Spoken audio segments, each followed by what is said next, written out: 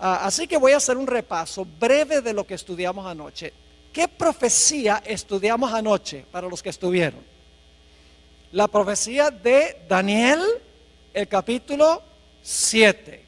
Vamos a repasar los eventos importantes de Daniel 7.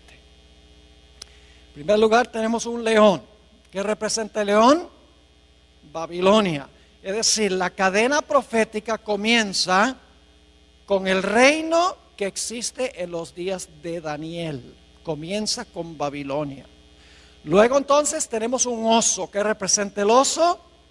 Los medos y los persas que conquistan a Babilonia. Luego tenemos un leopardo. ¿Qué representa el leopardo? Grecia, que conquista al reino de los medos y los persas. Luego tenemos una cuarta bestia espantosa y terrible, que tiene dientes de hierro, que lo conecta con Daniel 2, a donde tenemos las piernas de hierro. Y dice que esta bestia desmenuza, destroza, pisotea todo lo que consigue por el camino. Y esta cuarta bestia tiene 3 etapas consecutivas de dominio. ¿Cuáles son esas 3 etapas de dominio que tiene esta cuarta bestia? En primer lugar, la cuarta bestia gobernando por un periodo sin cuernos. Eso lo estudiamos anoche. La mayoría del tiempo de este cuarto reino, el reino existe sin cuernos. Pero luego, hacia el final de su periodo de dominio, en la cabeza de esta cuarta bestia le salen ¿qué? Le salen 10 cuernos. Y luego cuando los 10 cuernos están completos, en medio de los 10 sale un cuerno pequeño, un cuerno pequeño. Ahora, nosotros estudiamos anoche qué representa todo esto. La cuarta bestia representa el imperio romano, sin cuernos. El imperio romano fue un imperio no dividido durante la mayor parte de su existencia. El imperio romano desde el año 168 a.C. hasta el año 476 después de Cristo fue un solo reino unido. Pero en el 476 el imperio romano se había dividido en 10 reinos como resultado de las invasiones de las tribus bárbaras en lo que hoy es Europa occidental. Y luego, cuando estaban esos reinos completos, se levantó el cuerno pequeño que anoche identificamos como Roma papal, el papado, no la Iglesia católica. Es un error decir que el cuerno pequeño representa la Iglesia católica, no, representa el papado. El papado es un sistema que une la Iglesia con el Estado. Eso es lo que significa la palabra papado, y eso lo vamos a ampliar más en nuestros estudios a través del día de hoy. Es decir, el cuerno pequeño gobierna 1260 años después que se levanta. Significa que el cuerno pequeño, el papado, gobernó desde el año 538 después de Cristo hasta el año 1798, cuando recibió una herida de muerte y quedó decomisada esta bestia. El papado quedó decomisado por un periodo de tiempo. Es decir, Daniel 7 nos ha llevado en la cadena profética a través de Babilonia, Medo-Persia, Grecia, el imperio romano dividido y el dominio papal hasta 1798. Es lo que se conoce como el método histórico de estudiar las profecías. No tenemos que adivinar, porque sabemos a dónde comienza la profecía. La profecía comienza con Babilonia en los días de Daniel. Sabemos dónde termina finalmente la profecía, aunque no incluimos eso anoche. Termina cuando Cristo toma el reino en Daniel 7. Y entonces podemos seguir la trayectoria desde su comienzo. Todos los reinos que se levantan en secuencia, podemos seguir la trayectoria hasta que la profecía alcanza su clímax. Sabemos a dónde estamos en cada etapa de la historia o de la cadena profética. Es un método matemático, un método sistemático, un método contextual de estudiar las profecías. Ahora, esta mañana queremos estudiar otra profecía paralela a la profecía de Daniel 7. Me refiero a Apocalipsis 13 y los versículos 1 al 10. Apocalipsis 13 y el versículo 1 al 10. Ahora vamos a leer los versículos 1 y 2 e inmediatamente vamos a ver la conexión con Daniel 7. Es decir, al leer estos dos versículos no nos va a caber duda alguna que hay una conexión entre Apocalipsis 13 y Daniel 7. Vamos a leer los versículos 1 y 2.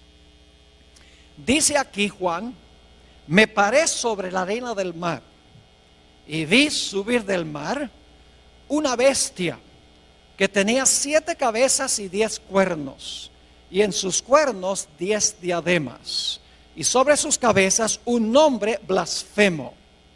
Y la bestia que vi era semejante a un leopardo, y sus pies como de oso, y su boca como boca de león, y el dragón le dio su poder y su trono y grande autoridad. ¿Cuántas bestias se mencionan aquí en el versículo 2? 4. ¿Se dieron cuenta o no? ¿Hay un león, sí o no? Sí. ¿Hay un oso? ¿Cómo no? ¿Hay un leopardo? ¿Hay una bestia espantosa y terrible? ¿Qué se le llama? ¿El qué? El dragón. ¿Cuántos cuernos tenía este dragón de Apocalipsis 13? Hay que regresar al capítulo 12, a donde habla de un dragón que trata de matar a un bebé y dice que ese dragón tiene 10 cuernos. Es decir, este dragón tiene 10 cuernos como el dragón de Daniel el capítulo 7. Pero hay algo interesante en Apocalipsis 13:2, y es que mientras que en Daniel las bestias tienen cierto orden: león, oso, leopardo y dragón, en Apocalipsis el capítulo 13 las bestias se presentan en orden inverso: dragón, leopardo, oso y león. Y uno se pregunta, ¿por qué en Daniel empieza con el león y termina con el dragón, mientras que en Apocalipsis el capítulo 13 comienza con el dragón y termina con el león? La razón es muy sencilla. Daniel está viviendo en el periodo del león y está mirando hacia adelante, mientras que Juan está viviendo en el periodo del dragón, el imperio romano, y está mirando hacia atrás. Esto demuestra claramente la trayectoria profética. Ahora, hay un punto crucial que quiero recalcar, y es que la bestia de Apocalipsis 13 representa lo mismo que el cuerno pequeño. Esa es una premisa básica. El cuerno pequeño y la bestia representan el mismo poder. Y ustedes dirán, pastor, ¿cómo sabe usted que el cuerno pequeño y la bestia representan el mismo poder? Hay 3 razones por las cuales sabemos que el cuerno pequeño y la bestia representan el mismo poder histórico. La primera razón es que el cuerno pequeño y la bestia están en el mismo punto de la secuencia. En Daniel 7 tenemos león, oso, leopardo, dragón, 10 cuernos, cuerno pequeño. Mientras que en Apocalipsis el capítulo 13 tenemos también león, oso, leopardo, dragón, 10 cuernos, bestia.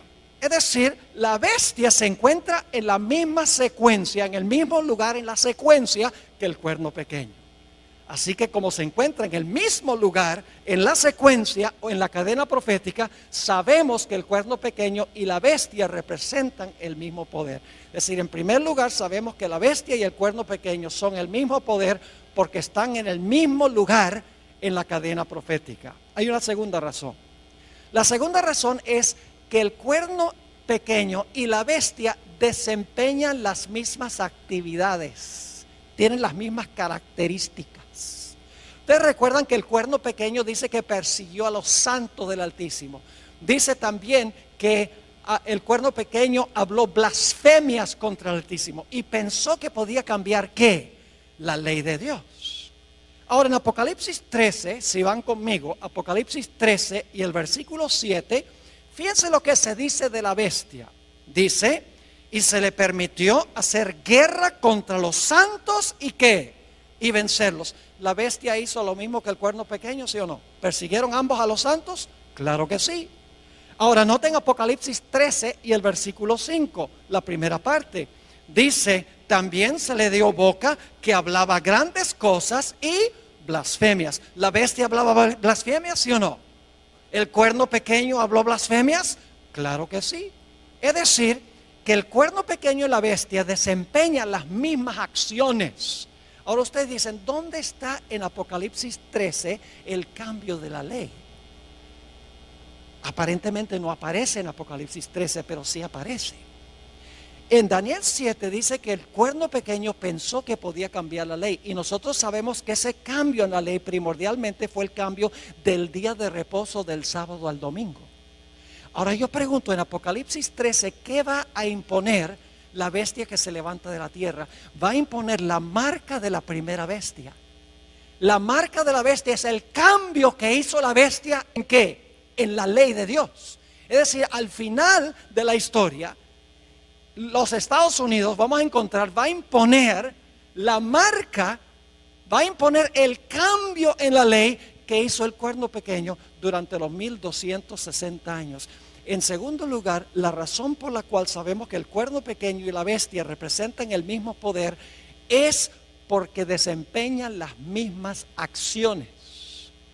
La tercera razón por la cual sabemos que el cuerno pequeño y la bestia representan el mismo poder es que ambos gobiernan el mismo periodo de tiempo. Noten Apocalipsis 13 y la última parte del versículo 5. Dice, también se le dio boca que hablaba grandes cosas y blasfemias, y se le dio autoridad para actuar ¿cuánto tiempo? 42 meses. Inmediatamente alguien dice, ese no es el mismo periodo de tiempo, porque el cuerno pequeño gobernó por tiempos, la mitad de un tiempo. Aquí dice que la bestia gobernó por 42 meses. No es lo mismo. Claro que es lo mismo. Se expresa en forma distinta. Anoche vimos que tiempos, la mitad de un tiempo son ¿cuántos años? 3 años y medio. ¿Cuántos días tiene el año bíblico? 360. ¿Quiere decir que iba a gobernar cuánto tiempo? 3 años y medio por 360 da ¿cuánto? 1260. Ahora, si el año bíblico tiene 360 días, ¿cuántos días tiene el mes bíblico? 30. Y dimos evidencia para eso anoche. Ahora, 42 meses multiplicado por 30 días, cada mes, ¿cuánto nos da?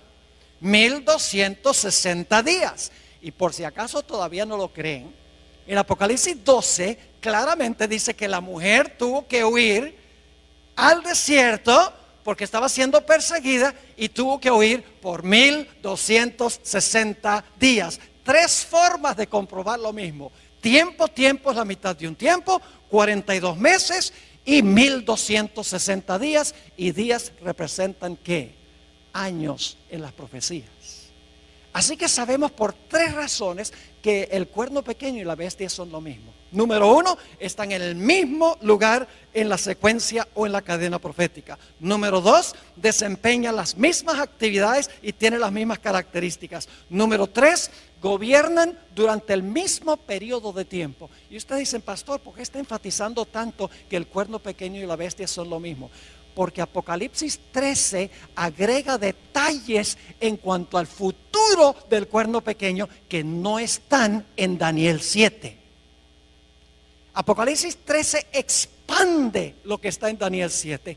Nos da una etapa final del cuerno pequeño que no se encuentra explícitamente en Daniel el capítulo 7.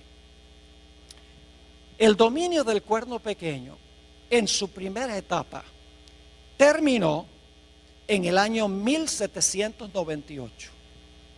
En Apocalipsis 13:10 encontramos una descripción de la terminación de los 1260 años. Dice allí, si alguno lleva en cautividad, va en cautividad. Si alguno mata a espada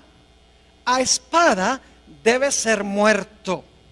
Aquí está la paciencia y la fe de los santos. Cuando terminaron los 1260 años, la Biblia dice que el poder que había llevado cautivo, ahora fue cautivo. El poder que había matado con la espada, ahora es muerto con la espada. Cautiverio y espada son el castigo de la bestia que gobernó durante un periodo de 42 meses. Ahora, ¿qué significa que este poder que llevaba en cautiverio iba a ir en cautiverio? Generalmente, como adventistas, nosotros decimos que el cautiverio representa el hecho de que el Papa Pío VI fue llevado cautivo a Francia, a donde murió en exilio. Generalmente le aplicamos esto específicamente a un papa. Pero mis hermanos y hermanas, esto tiene una explicación mayor. No es meramente un papa el que va a cautiverio en 1798. Es la bestia. Todo el sistema va en cautiverio en 1798. No solamente un papa individual. Ahora, en unos momentos vamos a ampliar más lo que significa que la bestia fue llevada cautiva en 1798 y que recibió una herida de la espada. Hablemos en primer lugar de la espada. ¿Qué representa la espada que la bestia usaba para matar y que le dio la herida mortal a la bestia? Si yo les preguntara qué representa la espada, probablemente muchos dirían, bueno, la espada representa la Biblia, la palabra de Dios. Y en verdad en la Biblia, la espada representa la palabra de Dios. No podemos negar eso. Porque el apóstol Pablo dice en Efesios 6:17 que tomad el yelmo de la salvación y la espada del Espíritu, que es la palabra de Dios. Es decir, en la Biblia la espada puede representar la palabra de Dios, pero aquí en este pasaje no representa la espada la palabra de Dios. La espada que hirió a la bestia no es la Biblia, no es la palabra de Dios. Y usted dice, pero pastor, si claramente Pablo dice que la espada del Espíritu es la palabra de Dios. Escuchen bien, hermanos y hermanas, en la Biblia los símbolos no siempre significan lo mismo. Por ejemplo, si yo les preguntara qué representa un león, ¿qué me dirían? ¿Un león puede representar a Jesús? El león de la tribu de Judá. ¿Puede representar a Satanás? Anda cual león rugiente buscando a quien devorar. ¿Puede representar a Babilonia? ¿Puede representar a Judá, hijo de Jacob? Nada más porque encuentra la palabra león no significa que la palabra león representa lo mismo a través de toda la Biblia. Si yo les preguntara qué representa levadura, ¿qué me dirían? La gente dice pecado, pero no solamente representa el pecado, porque en la parábola que dio Jesús de la levadura, donde se coloca la levadura en la masa y la masa crece, la lección de Jesús es que cuando el Espíritu Santo está en la iglesia crece. Es decir, levadura allí no significa pecado. No podemos creer que cuando se coloca el pecado en la iglesia crece. No, cuando se coloca el Espíritu Santo, la iglesia crece. Otro ejemplo, la expresión hijos de Dios. Algunas personas dicen, en el libro de Job dice que vinieron a presentarse los hijos de Dios delante de Jehová, entre los cuales vino Satán. Claramente son ángeles. Así que dicen, en Génesis 6, cuando dice que los hijos de Dios vieron que las hijas de los hombres eran hermosas, entonces esos fueron ángeles que cohabitaron con mujeres humanas. ¿Han oído esa interpretación? Y luego produjeron un híbrido que era parte ángel y parte ángel caído y parte humano.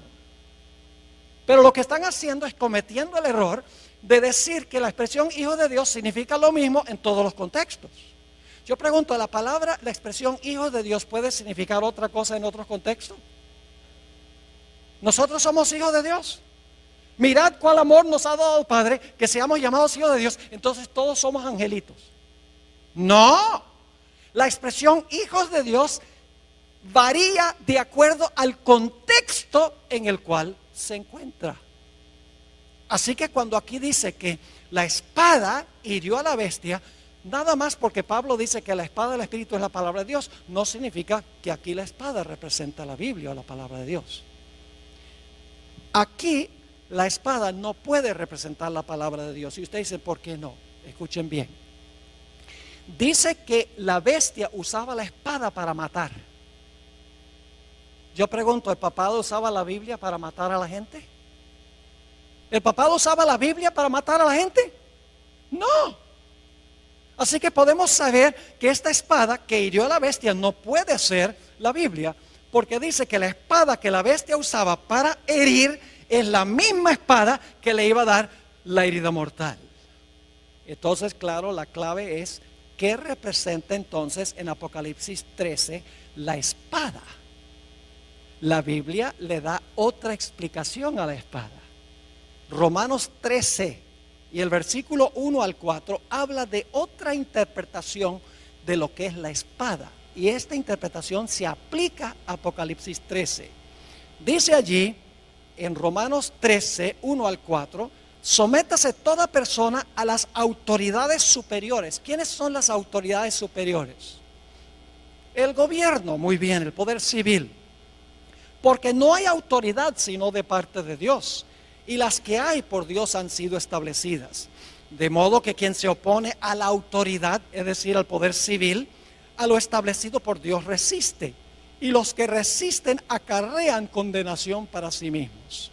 Porque los magistrados, ahí está hablando del gobierno, porque los magistrados no están para infundir temor al que hace el bien, sino al malo.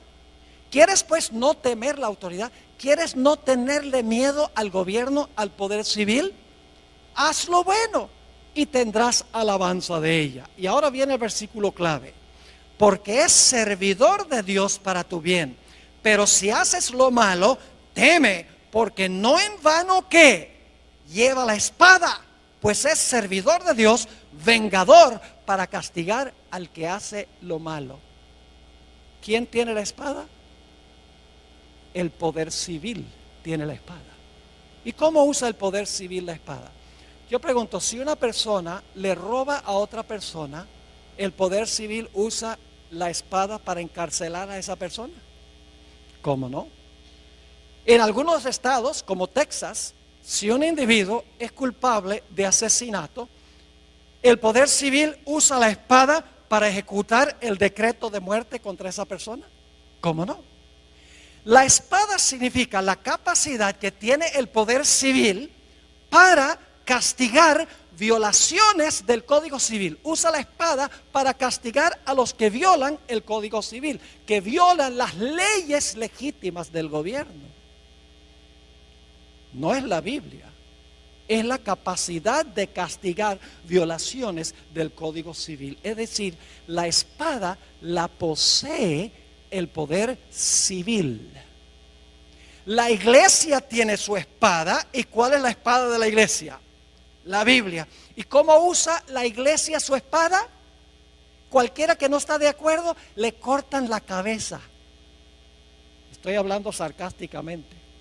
No. En el día postrero tendrán que arreglárselas con Dios.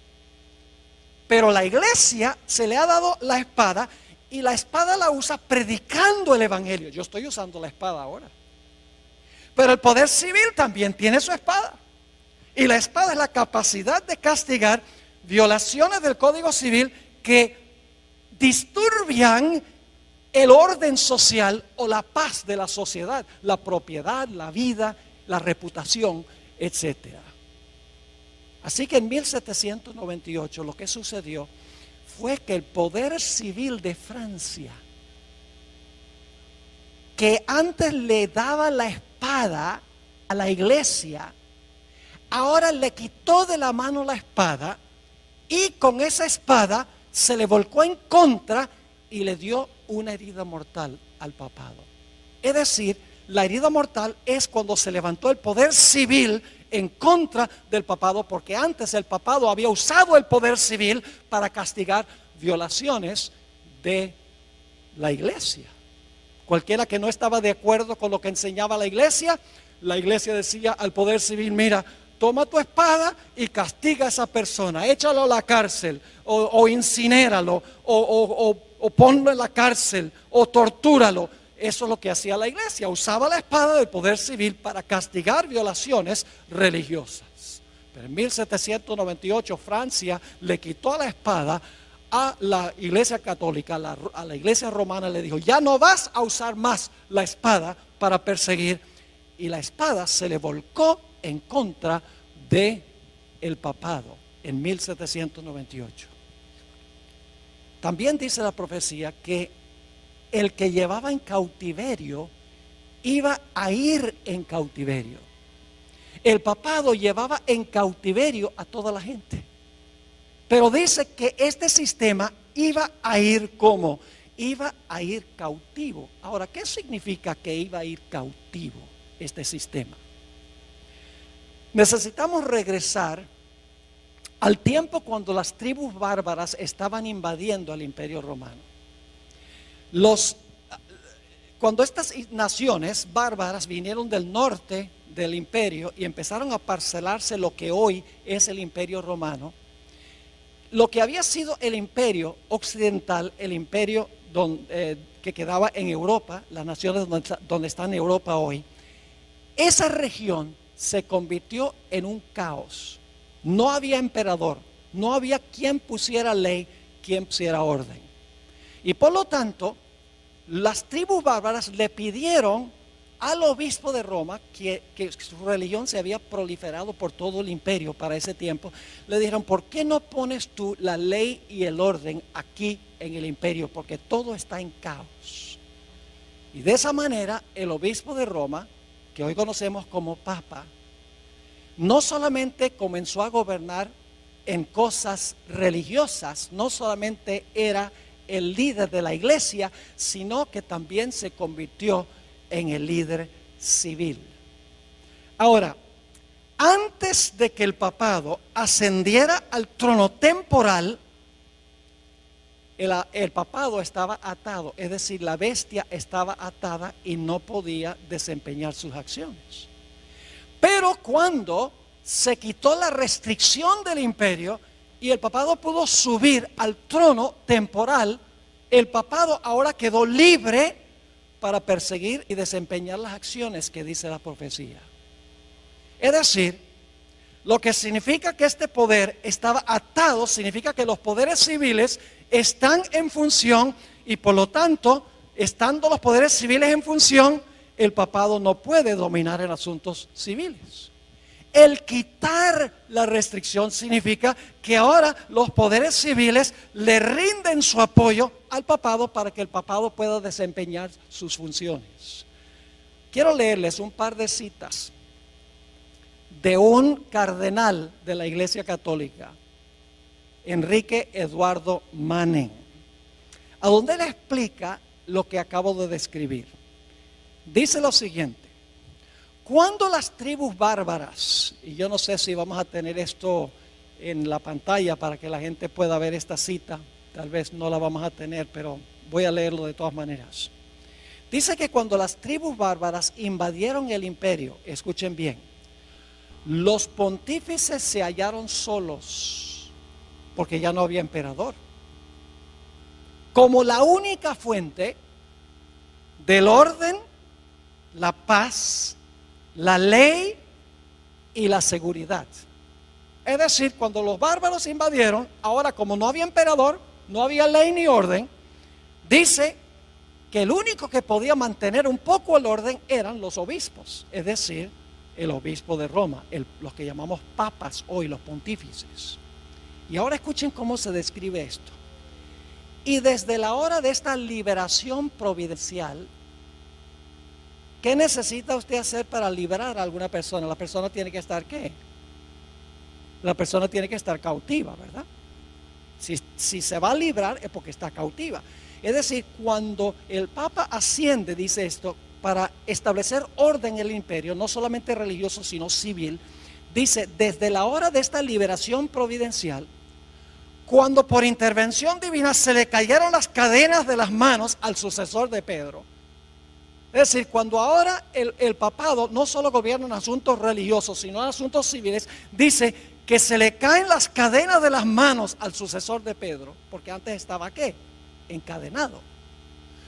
Como una vez habían caído de las suyas, ningún soberano ha reinado en Roma, sino el vicario de Jesucristo.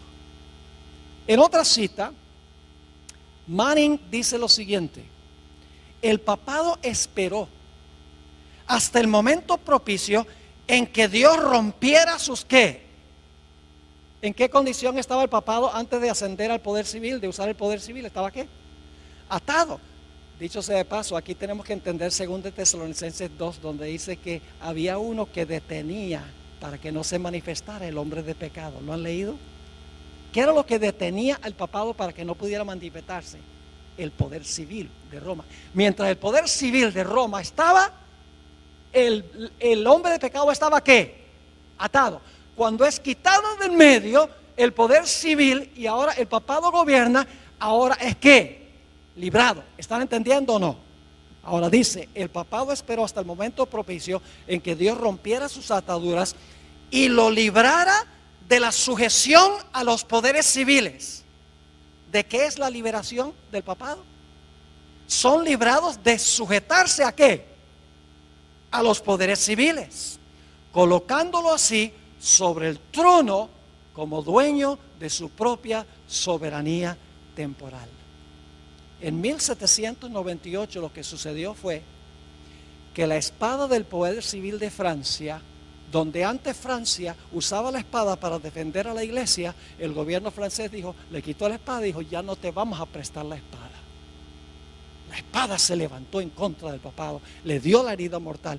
Y en vez del papado ahora estar libre de ejercer dominio temporal, ahora el gobierno francés y nación tras nación en Europa le pone restricciones, no dejan que la iglesia use el poder civil y por lo tanto se le ponen otra vez las esposas a este sistema y queda encarcelado. Yo pregunto, ¿qué tendría que suceder para que este poder recupere su libertad y se sane de su herida? ¿Qué tendría que pasar? Tendría que recuperar el apoyo de la espada ¿qué? Del poder civil. Y tendría que permitir las naciones del mundo que este poder los use de nuevo, y entonces el papado ya no estaría restringido, sino que estaría ¿qué? Libre. Eso fue lo que sucedió en 1798. La iglesia quedó atada en el sentido de que ya no podía usar los poderes civiles. Recibió la herida mortal de la espada porque la espada ya no se prestó para ser usada por la iglesia para perseguir a aquellos que no concordaban con ella. Pero la profecía de Apocalipsis 13 nos dice que habrá otra etapa del cuerno pequeño o de la bestia. Apocalipsis 13 y el versículo 3 nos dice, después vi otra bestia, antes de eso, 13:3, vi una de sus cabezas como herida de muerte, y ahora escuchen lo que sucede, pero su herida mortal fue sanada, y se maravilló toda la tierra en pos de la bestia. Yo pregunto, ¿este poder va a recuperar su dominio? Sí. Recibió una herida mortal en 1798. Fue a cautiverio. Los poderes civiles ya no podían ser usados por este sistema. Pero la Biblia nos dice que este poder que recibió una herida de muerte, su herida mortal será sanada. Y toda la tierra se maravillará en pos de este sistema. Y claro, surge la pregunta, ¿cómo puede suceder esto? ¿Qué nación en su sano juicio le devolvería la espada y la libertad a este sistema tan despótico? Ahora llegamos a un punto, hermanos y hermanas, que parece casi increíble lo que vamos a estudiar en los próximos minutos. En Apocalipsis 13:11, inmediatamente después de hablar de la herida mortal y el cautiverio de la bestia, habla de una segunda bestia que se levanta de la tierra. Vamos a leer Apocalipsis 13:11. Después vi otra bestia que subía de la tierra Y tenía 2 cuernos semejantes a los de un cordero, pero hablaba como un dragón.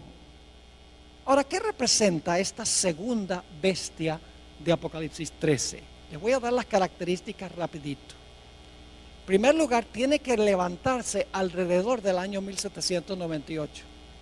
Porque dice que después de ver a la primera bestia, vio levantarse a esta segunda bestia. Es decir, este poder tiene que levantarse alrededor del año 1798, cuando la primera bestia recibe su herida mortal. En segundo lugar, esta bestia que se levanta de la tierra tiene que levantarse en un lugar distinto que las primeras bestias. Las primeras 4 bestias se levantaron en Asia y en Europa. Los primeros 2 poderes son asiáticos. Los 2 siguientes poderes son europeos. Pero esta bestia no se levanta del mar a donde se levantaron las primeras bestias. Se levanta de la tierra. Tiene que levantarse en otro sitio distinto. Este poder tiene que ser una superpotencia mundial políticamente, porque va a mandar a todo el mundo a adorar a la primera bestia. Tiene que ser una potencia económica, porque va a poder prohibir comprar y vender a nivel global. Tiene que ser una superpotencia militar, porque va a imponer el decreto de muerte contra aquellos que no adoren a la primera bestia y reciban su marca. También sabemos que esta segunda bestia es más joven que la primera bestia. La primera bestia tuvo una larga trayectoria, 1260 años, recibió su herida mortal y luego se levanta, está retoñando después de 1798, esta bestia que se levanta de la tierra. La segunda bestia es más joven que la primera bestia, pero es contemporánea con la primera bestia. Ahora, lo más insólito e increíble, mis hermanos y hermanas, es que esta segunda bestia que se levanta de la tierra va a ayudar a la primera bestia a recuperar el poder que perdió, a recuperar su libertad y su espada. Ustedes dicen, ¿cómo sería posible eso? Que esta nación, porque una bestia representa una nación, que se levanta alrededor del año 1798, una superpotencia económica, política, militar, que no se levanta ni en Asia ni en Europa, que esa nación lo que va a hacer es ayudar a la primera bestia a recuperar la espada y a salir de la cárcel. ¿Cómo es posible tal cosa? Es lo que la profecía dice. Ahora escuchen, las bestias de Daniel 7, cada una pelea con la bestia anterior para quitarle el poder. El oso acaba con el león. El leopardo acaba con el oso. Y la bestia espantosa y terrible acaba con el leopardo. Pero la función de esta bestia que se levanta de la tierra no es pelear contra la bestia anterior, sino ayudarle a recuperar su poder. Y usted dice, ¿cómo sabe eso? Hermanos y hermanas, porque la profecía dice que todo lo que hace esta segunda bestia es para complacer a la primera. No para pelear con la primera, sino para complacerla. Vamos a notar los detalles. Apocalipsis 13, 12. Apocalipsis 13, 12. Hablando de esta segunda bestia, dice, y ejerce toda la autoridad ¿de quién? De la primera bestia. ¿Por autoridad de quién gobierna la segunda bestia? De la primera. Dice, ejerce toda la autoridad de la primera bestia y luego dice, en presencia de ella. Esa expresión, según algunas versiones, significa a favor de ella. Es decir, esta bestia que se levanta de la tierra, en primer lugar, ejerce la autoridad de la primera bestia.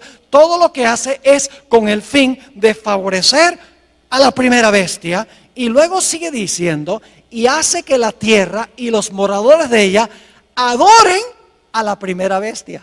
Fíjese, ejerce la autoridad de la primera bestia. Lo que hace, lo hace en presencia de la primera bestia. Además de eso, manda a todos a adorar a la primera bestia. ¿Y sabe qué más hace? Una imagen de la primera bestia. Impone la marca de la primera bestia. ¿Cuál es la función de esta segunda bestia? Todo lo que hace es para ayudar a la primera bestia a recuperar el poder que perdió cuando recibió la herida mortal. Yo pregunto, ¿cuál nación sería esta? Una nación que no es asiática ni europea, una nación que es una superpotencia económica, militar y política, una nación que se levantó alrededor del año 1798 en otro lugar distinto. ¿Cuál es la única nación que puede estar representada aquí? No cabe duda, las características indican claramente que esta nación representa a los Estados Unidos de América. Dice, pastor, esto es ridículo. Usted está diciendo que los Estados Unidos, que incorporó en su constitución la libertad civil y religiosa, que le va a devolver al papado su libertad y le va a brindar otra vez la espada del poder civil para perseguir a los que no están de acuerdo con lo que enseña y practica la iglesia. Pastor, eso es ridículo. Nunca podría pasar en este país de la libertad. Yo pregunto, ¿en qué se parece un cordero a un dragón? En nada. Esta es una bestia contradictoria. Porque mientras que tiene dos cuernos como de cordero, ¿qué hace? Habla como dragón. Ahora necesitamos dedicar unos minutos a hablar de la característica principal que yo veo aquí que necesitamos entender. Los dos cuernos como de cordero que tiene esta bestia. La bestia esta representa a los Estados Unidos. Las características son demasiado claras. Y dice que esta bestia tiene dos cuernos como de cordero. Ahora la pregunta clave es, ¿qué representan los dos cuernos como de cordero? El paralelo más cercano que tenemos se encuentra en Daniel 8. Así que vamos a Daniel 8, el capítulo 8 y el versículo 3. Ahí encontramos un carnero. ¿Y cuántos cuernos tiene el carnero? Dos cuernos tiene el carnero. Es una sola nación, porque es un solo carnero. Pero ese solo carnero tiene ¿qué? Tiene dos cuernos. Dice allí, en Daniel 8:3, alcé los ojos y miré. Y he aquí un carnero, una sola bestia, que estaba delante del río y tenía dos cuernos. Y aunque los cuernos eran altos, uno era más alto que el otro y el más alto creció después. Así que quiero que se imaginen un carnero, que es un cordero macho.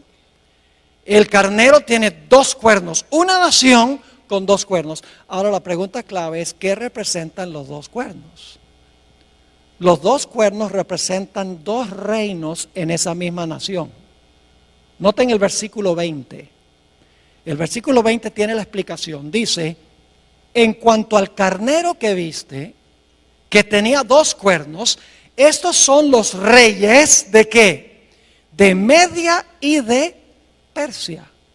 Era una nación que se componía de dos reinos. Entonces yo pregunto, ¿qué representan los dos cuernos como de cordero? Tiene que ser una sola nación porque es una sola bestia. Pero como tiene dos cuernos como de cordero, debe ser una nación que se compone de dos ¿qué? De dos reinos, porque los cuernos representan reinos. Usted no puede decir que los 10 cuernos en la cabeza del dragón son reinos. Y los dos cuernos aquí en la cabeza del carnero son reinos. Pero en Apocalipsis 13, entonces los dos cuernos no son reinos. Cuernos en cabeza de bestia son reinos. Es decir, esta bestia de Apocalipsis 13 es una sola nación, una sola bestia, pero en esa nación existen lado a lado dos reinos. Y lo importante que queremos notar es que son dos cuernos como de cordero. Son dos reinos, los mismos dos reinos que reconoció Jesús, el Cordero de Dios, porque la palabra cordero aparece 29 veces en Apocalipsis y siempre se refiere a Jesús. Es decir, los dos cuernos representan los dos reinos que reconoció Jesús, el Cordero de Dios. E inmediatamente nos preguntamos, ¿cuáles dos reinos reconoció Jesús, el Cordero de Dios? La Biblia lo dice. Mateo 22, versículo 19 al 21. Mateo 22 y el versículo 19 al 21. Aquí Jesús claramente dijo que representan los cuernos. le traen una moneda del tributo a Jesús y le dicen, ¿debemos devolverle los taxes a César, sí o no? Y fíjense lo que dice Jesús: mostradme la moneda del tributo. Y ellos le presentaron un denario. Entonces le dijo, ¿de quién es esta imagen y la inscripción? Es decir, la cara de quién y el nombre de quién está en esta moneda. Le dijeron, de César. Y les dijo, dad pues a César lo que es de César y a Dios lo que es de Dios. ¿Cuántos reinos reconoció Jesús el Cordero de Dios? 2. El de César sería el poder, ¿qué? Civil. Y el de Dios sería lo que llamamos la iglesia. Es decir, los 2 reinos que reconoció Jesús es el reino de la iglesia y el reino del Estado. ¿Deben estar juntos o separados? Separados. Por ejemplo, ¿qué obligación financiera tenemos nosotros con la iglesia? El diezmo. ¿Y qué obligación financiera tenemos con el poder civil? Los impuestos. Yo pregunto, ¿sería apropiado que la iglesia le dijera al poder civil, mira, danos un porcentaje de los taxes? No. ¿Sería lícito que el poder civil le dijera a la iglesia, tienen que devolverme un 20% del diezmo? No. Cada reino funciona en su propia esfera, separado uno del otro. Es una sola nación, los Estados Unidos, pero en esa sola nación existen 2 reinos, la iglesia y el poder civil. ¿Y saben algo? Yo vivo en los Estados Unidos y soy ciudadano de 2 reinos. Yo soy ciudadano de los Estados Unidos porque nací en Wisconsin. Y soy ciudadano de la iglesia también porque me bautizó y soy miembro de la Iglesia Adventista del Séptimo Día. En una misma nación pertenezco a 2 reinos, la iglesia y también el Estado. ¿Están entendiendo lo que significan los 2 cuernos? Representa el hecho de que en una sola nación, los Estados Unidos, va a existir la idea de 2 reinos separados uno del otro. El gobierno, el poder civil, y la iglesia, el poder religioso. Y escuchen bien, el Señor Jesucristo rehusó la idea de que la iglesia usara el poder civil, la espada del poder civil, para defender su reino. Desde un comienzo de su ministerio, el diablo le ofreció a Jesús todos los reinos del mundo. ¿Y qué dijo Jesús? Apártate de mí, Satanás. Yo no vine a tomar las riendas del poder civil, yo vine a establecer mi iglesia. Jesús reconoció la existencia de 2 reinos. Noten Juan 18:36. Aquí Jesús está en una entrevista personal con Pilato y Pilato le pregunta, bueno, ¿eres tú un rey, Jesús? Y fíjense lo que dijo Jesús. Mi reino no es de este mundo. ¿Cuántos reinos reconoció Jesús?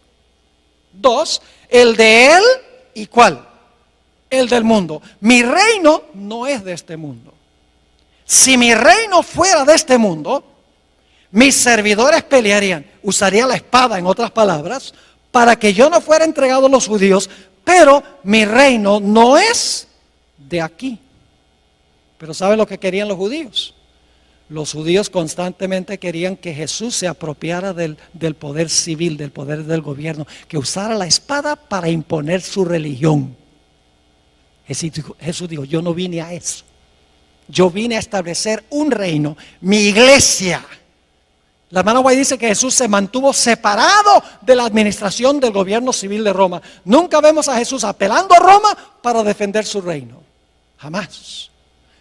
Sus propios discípulos manifestaron que ellos querían usar la fuerza del poder civil para castigar al que no estaba de acuerdo con el reino de Jesús. Santiago y Juan, los hijos del trueno, cuando Jesús estaba en su último viaje a Jerusalén, Jesús quería pasar por algunas aldeas samaritanas para cortar camino a Jerusalén y pidió permiso y las aldeas dijeron, no puedes pasar por aquí. Santiago y Juan se indignaron. Y le dijeron a Jesús, ¿cómo se les ocurre a esas aldeas decirle no a nuestro Mesías? ¿Quieres que llamemos fuego del cielo y quememos esas ciudades? Querían usar la fuerza para imponer su religión. Cuando Jesús alimentó a los 5,000, Judas, el cabecilla, revolvió a la muchedumbre para que tomaran a Cristo y lo hicieran rey. La Biblia dice que Jesús se fue, no había venido para ser rey. Y cuando Jesús estaba en Getsemaní y vinieron a arrestar a Jesús, el apóstol Pedro saca la espada y le tira un zarpazo al siervo del sumo sacerdote y le cortó la oreja. Y créame, no le estaba tratando de cortar la oreja, le quería cortar la cabeza, pero le falló la puntería, porque era pescador y no soldado. ¿Y qué le dijo Jesús? Bien hecho, Pedro. Y le dijo a los otros discípulos, tomen ustedes también la espada, defiendan mi reino. No. Jesús dijo algo muy parecido a lo que leímos en Apocalipsis. Dijo, guarda tu espada en su lugar, porque el que mata la espada, a espada será muerto. Apocalipsis 13:10 está en los evangelios.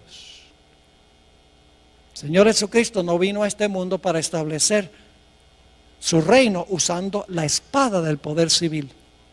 Pero yo pregunto, después de algunos siglos, ¿qué hizo la iglesia? La iglesia se tornó apóstata porque ascendió al trono, fue librado de los poderes civiles y ascendió ahora para gobernar, salió de la cárcel, fue librado y ahora gobierna en asuntos civiles y usa la espada del poder civil para imponer su religión. Eso pasó en los días de Constantino. En adelante la iglesia se tornó apóstata. Y el reino que Jesús había rechazado, ahora el obispo de Roma dijo, yo lo acepto. ¿Están entendiendo lo que significa la liberación de este sistema? Lo que significa el tomar la espada. Mis hermanos y hermanas, lo que sucedió en 1798 fue que el poder civil le quitó el apoyo de la espada al papado. Dijo, ya no nos vas a usar más. Y como ya no lo podía usar más, este poder quedó cautivo, quedó amarrado. El mismo libro de Apocalipsis explica qué significa estar atado o estar librado.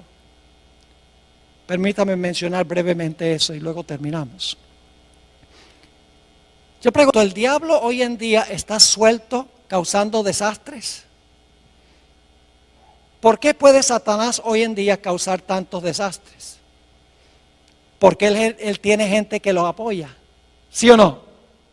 Mientras tiene sus gentes, primordialmente los reyes de la tierra, está libre. Pero ¿qué sucede en la segunda venida de Jesús? Todos los que lo apoyan, ¿qué? Van a quedar muertos. Y como resultado, ¿qué va a pasar con Satanás? Dice que desciende un ángel del cielo con una gran cadena en su mano y lo amarra y lo echa en la prisión. Cuando Satanás no tiene quien lo apoye, está atado. Pero yo pregunto, ¿después del milenio va a ser desatado? ¿Qué significa el hecho de que va a ser desatado? Significa que ahora todos los impíos van a ¿qué? A resucitar. Ahora tiene quien los apoye. Y por lo tanto dice, será soltado de su prisión. Cuando el papado tenía el apoyo de los poderes civiles, estaba ¿qué? Libre para hacer sus acciones que menciona la Escritura. Pero cuando recibió la herida mortal, cuando perdió el apoyo del poder civil, ¿qué sucedió? Quedó ¿qué? Atado. Pero yo pregunto, ¿va a llegar el momento en que va a ser desatado? Sí, cuando los poderes civiles le brinden otra vez su apoyo. ¿Me están entendiendo lo que estoy diciendo? Segundo de Tesalonicenses 2 es un capítulo supremamente importante para entender esto. Mis hermanos y hermanas, Jesús vino solo para establecer un reino espiritual, la iglesia. Y que la iglesia usara la espada del Espíritu, que es la palabra de Dios. Nunca usar el poder civil.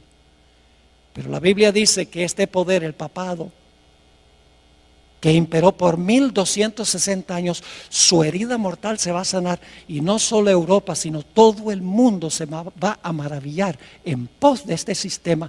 Y yo les digo, yo fui a Filadelfia cuando vino el Papa y les puedo asegurar que lo vi con mis propios ojos. ¿Cómo esta profecía se puede cumplir esta tarde? Voy a compartir un poco más de detalles con ustedes. Jesús vino a implantar los principios de su reino en el corazón del ser humano. Termino con un versículo, dos versículos. Lucas 17, 20 y 21 nos dice por qué Jesús vino. Dice, preguntado por los fariseos, ¿cuándo había de venir el reino de Dios? Y ellos, claro, creían que era el reino de la fuerza. Le respondió y dijo: el reino de Dios no vendrá con advertencia. La palabra significa no vendrá con una exhibición externa de poder. Ni dirán, helo aquí o helo allí. Porque he aquí, el reino de Dios está en vosotros. Una mejor traducción que entre es: el reino de Dios está en vosotros. Cristo vino a implantar los principios de su reino en el corazón humano. No vino a tomar las riendas del poder civil para imponer por la fuerza su religión. Vamos a repasar para colocar el marco de lo que vamos a hablar esta tarde. Babilonia, Medo-Persia, Grecia, el Imperio Romano dividido. El papado gobierna 1260 años. Recibe una herida mortal en 1798. Por un tiempo el poder está inactivo, pero mientras ese tiempo inactivo existe, se levanta otra nación. Cuando cae la primera en 1798, los Estados Unidos, y después de un periodo de inactividad, el poder que gobernó durante los 1260 años va a recuperar la espada y su libertad. ¿Dónde estamos en la cadena profética? Dígame usted, ¿dónde estamos en la cadena profética? Hermanos y hermanas, nosotros estamos ahora en la terminación del periodo de la herida mortal. El próximo evento, el evento final en la cadena profética, es cuando este sistema recupere la espada y la libertad. Y hoy hay señales que demuestran que eso está sucediendo. Bajo el pretexto del cambio climático, podría presentarles un tema de 1 hora nada más sobre eso. ¿Han oído ustedes del proyecto 2030 de las Naciones Unidas? Esto no es sensacionalismo, esto lo han puesto en forma escrita. Con el liderazgo del papado, la encíclica Laudato Si, todos los gobernantes del mundo en París, de las naciones del mundo, firmaron un acuerdo para acabar para el año 2030, y hay un montón de especificaciones, para el año 2030, acabar con el problema del cambio climático y acabar totalmente con la pobreza a nivel mundial.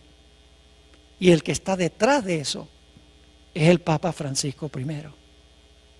Todo el mundo, todos los reyes de la tierra están siguiendo la agenda de la Iglesia romana, como que han olvidado la historia. Nuestro propio presidente Barack Obama desconoce estas cosas, porque han olvidado la historia, ya sea voluntariamente o ya sea porque ignoran la historia. La Biblia dice que la van a repetir. Nosotros tenemos una función, hermanos y hermanas, y es proclamar estas cosas. Porque la gente está inquieta, la gente no sabe qué está pasando, la gente sus corazones están angustiados de temor, porque no saben para dónde va todo esto. La iglesia adventista sabe para dónde va todo esto. Ay de nosotros si nosotros no compartimos este mensaje con la gente que está buscando paz y tranquilidad en su vida. ¿Le quedó claro lo que estudiamos? Gloria a Dios. Ahora esta tarde lo que vamos a hacer en el primer tema, creo que es a las 3 de la tarde, le voy a comprobar, leyendo citas de los fundadores constitucionales de los Estados Unidos, a donde ellos vez tras vez en sus escritos dicen: lo que caracteriza a esta nación es que hay dos reinos, la iglesia y el Estado, separados uno del otro. Lo dice la primera enmienda a la Constitución de los Estados Unidos. Ahí están los dos cuernos como de cordero. En la misma Constitución de los Estados Unidos están los dos cuernos. Y en los escritos de George Washington, está en los escritos de Benjamin Franklin, está en los escritos de James Madison, de Thomas Jefferson, de Juan Adams. Todos se refieren a estos dos cuernos, libertad civil y libertad religiosa, separando la iglesia del Estado. El papado dice: no, lo que tenemos que hacer es unir la iglesia con el Estado. Eso es lo que hace que el papado sea papado. Es que es capaz de unir la iglesia con el poder civil para imponer por la fuerza su religión y sus prácticas. Quiero aclarar que no me estoy refiriendo aquí a las personas que pertenecen, individuos que pertenecen a esta iglesia.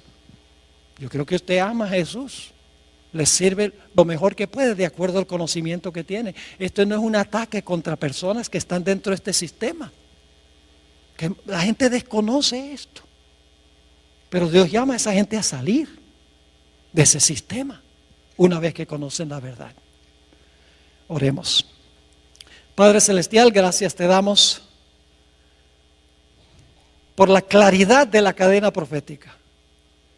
No tenemos que especular, ni adivinar, ni conjeturar, ni sensacionalizar. Todo está en su orden exacto, como ha sucedido y sucederá. Padre, no es suficiente conocer estas cosas. Necesitas, a través de tu Santo Espíritu, que nuestra vida espiritual se caliente.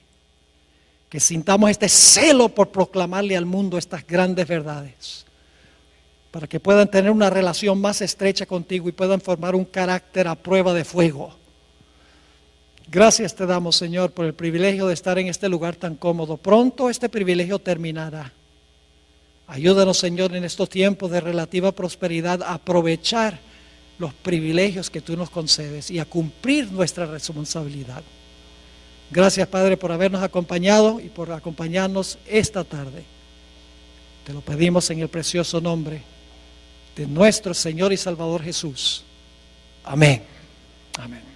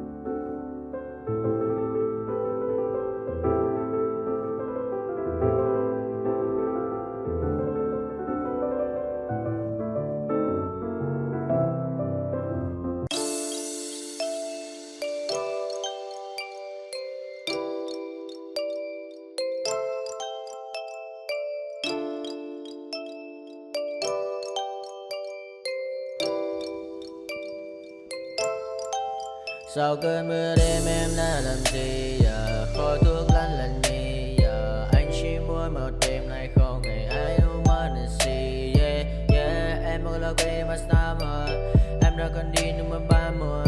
Anh không thể giữ em được bên mình. Và bao nhiêu ngày gió đã người ghen tình. Bao nhiêu lời mấy em đã quên rồi. Vẫn là con má nằm bên tôi. Giờ chỉ con má nằm bao trôi. Yeah, anh chẳng thể giữ được cho em nhiều điều. Mấy con muốn điều em mới không muốn yeah. Em mới không muốn yeah. Em nhớ muốn bên anh như khi em muốn mơ bên anh. Em nhớ muốn say nhà này là mơ mà em cần anh yeah. Bao năm mình mơ chỉ cần ai sai đến nay em không muốn mai chỉ cần ai bao năm mà sau và em muốn đêm nay em đã trôi đã biển qua cảm xúc như cơn mưa kia đang miền tối. Đã mệt mà đi mà đôi má em thật u sầu. Và đi mà đôi má em thật màu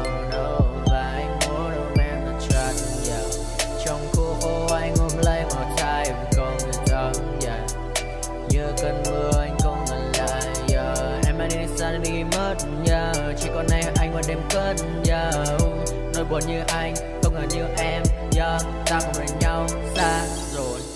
Chỉ còn cơn mưa cứ đang nhạt trôi và em xa rồi. Chỉ còn anh đêm nơi cơn mây mờ phôi mắt anh đã mở đi mascara, môi hồng như Evergrande bạn em như có AK, pháo hoa là ta ta ta ta. Anh bay lên trên trời cao, tôi ngăn đao trên mình vì sao mọi thứ của anh chỉ cần như anh mà bao nhớ.